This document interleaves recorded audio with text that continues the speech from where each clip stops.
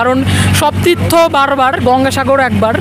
ওই যে ওই পথটা দেখতে পাচ্ছ, ওখান দিয়ে কিন্তু যেতে হবে। আর আমরা আসলাম ঠিক ওই পার থেকে। আমরা কিন্তু একদমই লো বাজেটে কিন্তু ঘুরছি।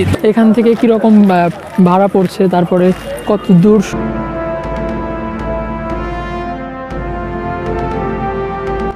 তো হ্যালো বন্ধুরা, তোমরা সবাই কেমন আছো? আশা করি ভালো আছো। আজ যাবো কলকাতা, আর সেখান থেকে আমি যাব হচ্ছে গঙ্গাসাগর মেলা। তো গঙ্গারামপুর থেকে শিয়ালদা ভাড়া পড়লো 140 টাকা। আর এখন আমরা কিন্তু শিয়ালদা রেলওয়ে স্টেশনে চলে এসেছি।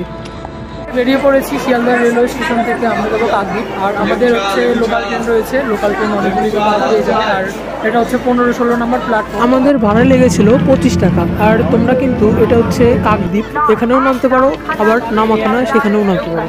আমরা কিন্তু নামাখানায় নেমেছিলাম, কারণ সেখানে ভিড়টা কম। এতক্ষণ পর্যন্ত আমাদের ট্রেন জার্নি ছিল, অর্থাৎ গঙ্গারামপুর থেকে আসলাম হচ্ছে শিয়ালদাতে। তো শিয়ালদা থেকে আমরা আসলাম নামখানাতে। তো এখন এখান থেকে যাব হচ্ছে গঙ্গাসাগরের ওইদিকে। দেখি এখান থেকে কীরকম ভাড়া পড়ছে, তারপরে কত দূর, কত সময় লাগছে।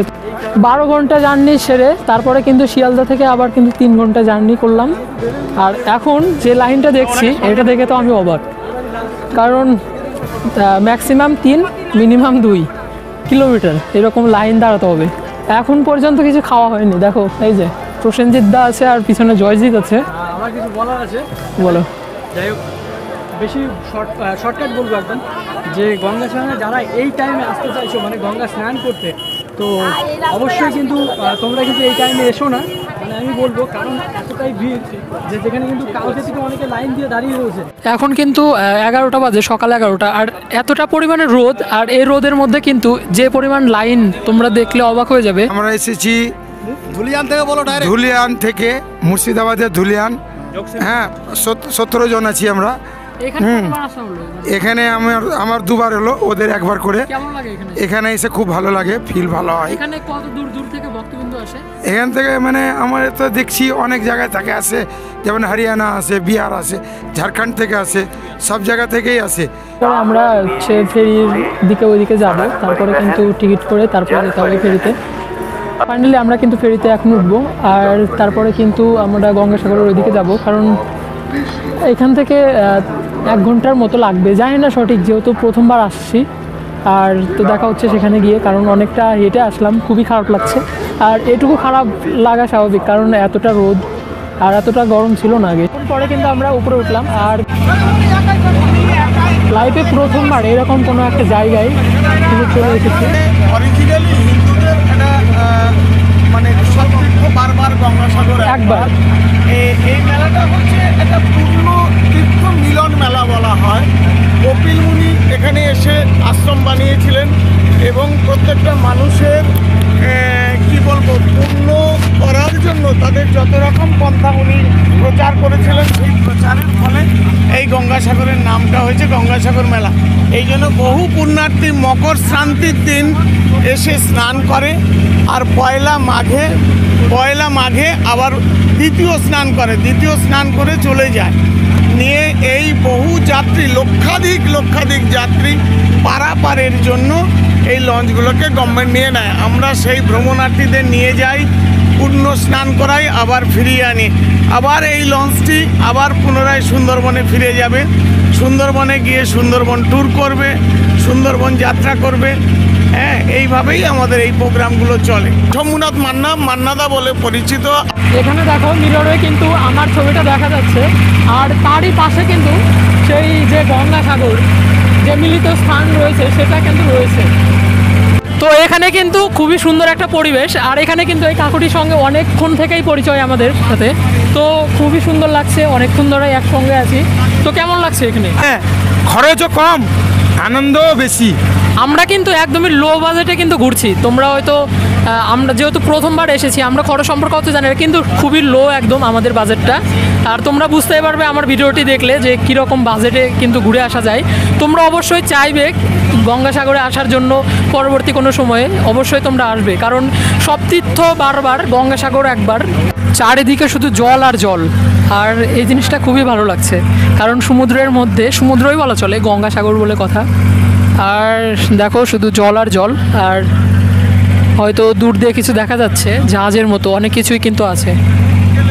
ওই যে দূরে দেখা যাচ্ছে ওটা কিন্তু একটা এরকমই লঞ্চ। আর এনারা কিন্তু সুন্দরবন তারপরে বিভিন্ন দ্বীপ এগুলোতে কিন্তু পরিবহন করে থাকে, অর্থাৎ এটা হচ্ছে একটা এজেন্সি বলা চলে। লঞ্চের পেছন সাইড আর এখানে কিন্তু ইঞ্জিনটা রয়েছে, ইঞ্জিন কিন্তু দুইটার মতো থাকে। তো এখানে এতটাই আওয়াজ যে কিছু বোঝা যাচ্ছে না। আর তোমাদের আরেকটা কথা বলি, এই যে এখানে যে ঘাটটা রয়েছে, অর্থাৎ এই ঘাট থেকে কিন্তু গঙ্গাসাগর যেতে কিন্তু 1 ঘন্টার মতো কিন্তু টাইম লাগে। সো এখন কিন্তু আমাদের ওই যে ওই পথটা দেখতে পাচ্ছ, ওখান দিয়ে কিন্তু যেতে হবে। আর আমরা আসলাম ঠিক ওই পার থেকে, ওই পার থেকে আসলাম, এই পারে যেতে হচ্ছে। এখানে কিন্তু আসলে কিন্তু অবশ্যই তোমাদের সুন্দরবনের মতো একটা ফিল আসবে, কারণ ওই পাশে দেখাও, ওই পাশে দেখানোর চেষ্টা করো। ওই পাশে কিন্তু দেখো ওই যে সুন্দরবনে যেরকম ম্যানগ্রোভ অরণ্য থাকে, অর্থাৎ জলের মধ্যে যেসব গাছ থাকে সেগুলো কিন্তু দেখা যাচ্ছে আর খুবই ভালো লাগছে। আর আমার পাশে এরকম একটা জাহাজ যাচ্ছে, আর এখানেও কিন্তু প্রচুর ভক্তবৃন্দ কিন্তু আছে। তো খুবই সুন্দর এটা, মানে আমার ভিতর থেকে আর কি কিছু বাড়াচ্ছে না। আর ওই পাশে দেখো যে কাদাময় একদম গাছগুলো, কাদার ভেতরেই কিন্তু মানে নামখানা ঘাটে ওইখান থেকে উঠেছিলাম। আর এটা হচ্ছে বেনুবন বলে জায়গাটা। দীর্ঘ 1 ঘন্টার পথ, খুবই সুন্দর লাগলো, কারণ মনোরম পরিবেশ, আমরা খুবই টায়ার্ড ছিলাম। আর 1 ঘন্টা কিন্তু 1 ঘন্টা মনে হবে না, এখানে মনে হচ্ছে যে আরও যদি 1 ঘন্টা কেন 2 ঘন্টা কাটালেও কিছু মনে হবে না, একটা আলাদাই শান্তি আছে এখানে। আমরা কিন্তু এখন নামলাম বেনুবন, এটাকে বেনুবন বলে। আর এখান থেকে যেতে হবে হচ্ছে হয়তো টোটোতে করে কিংবা অটোতে করে হয়তো সামথিং কিছু দূর যেতে হয়, তারপরে কিন্তু গঙ্গাসাগর, সঠিক জানি না। তো এটা পাশের ভিউটাও কিন্তু খুবই সুন্দর, মানে এই পাশের ভিউটাও কিন্তু খুবই সুন্দর। আর এগুলো হচ্ছে কি গাছ তোমরা কমেন্ট করে বলো। আপনি আসলে কিন্তু তোমরা কিন্তু এইসব কিন্তু ম্যাজিকে করে কিন্তু যেতে পারবে। আর এখানে হয়তো ভাড়া সামথিং কত জানি না, তো শুনে নেওয়া যাবে ভাড়া কত। তো এখানে কিন্তু বাসও পাওয়া যায়, সামনে গেলে কিন্তু বাস পাওয়া যাবে। আর এই যে ম্যাজিকগুলো দেখতে পাচ্ছ, এগুলোতে কিন্তু তোমরা যেতে পারবে খুব সহজেই। তোমরা যারা বেনুবন এখানে বাস স্ট্যান্ডের এখানে আসবে, তো যারা খাইতে চাও তোমরা কিন্তু এই যে এই স্টলটা থেকে খাইতে পারো, নিরামিষ ভাত সেক্ষেত্রে। তো এখানে কিন্তু আমরা এখন খাবো। আর নাহলে চলে আসলাম, এটা হচ্ছে গঙ্গাসাগর। আর একটু পরে হয়তো ওইদিকে যাব, যেখানে হচ্ছে মন্দির রয়েছে, তারপরে আরও যে সব তীর্থক্ষেত্র রয়েছে, তো সেখানেও কিন্তু যাব। তো এখন বাজে 4টা সামথিং, তো সন্ধ্যা হয়ে গেছে প্রায়। আর চলো ওইদিকে যাওয়া যাক তাহলে, আর বেশি দেরি করলাম না, ওই দিকটা আবার দেখাতে হবে। কোথায় থেকে ভিডিওটি দেখছো অবশ্যই কমেন্ট করে জানাও। আর এইরকম তীর্থক্ষেত্রে তোমরা যেন আসতে পারো, আমি চাই যে তোমরা যেন এরকম তীর্থক্ষেত্রে আসো, কারণ এরকম তীর্থক্ষেত্রে না আসলে তোমরা বুঝতে পারবে না যে এখানে কত ভক্তবিন্দু আছে আর এই গঙ্গা মায়ের কত মাহাত্ম্য। কারণ মাহাত্ম্য না থাকলে এরকম ভক্তবিন্দু কিন্তু আসতো না। তো আজকে এই পর্যন্তই থাক, দেখা হচ্ছে পরবর্তী কোনো নতুন ভিডিওতে। তোমরা সবাই ভালো থাকবে, সুস্থ থাকবে, আর পরবর্তী ভিডিওতে আবার দেখা হচ্ছে।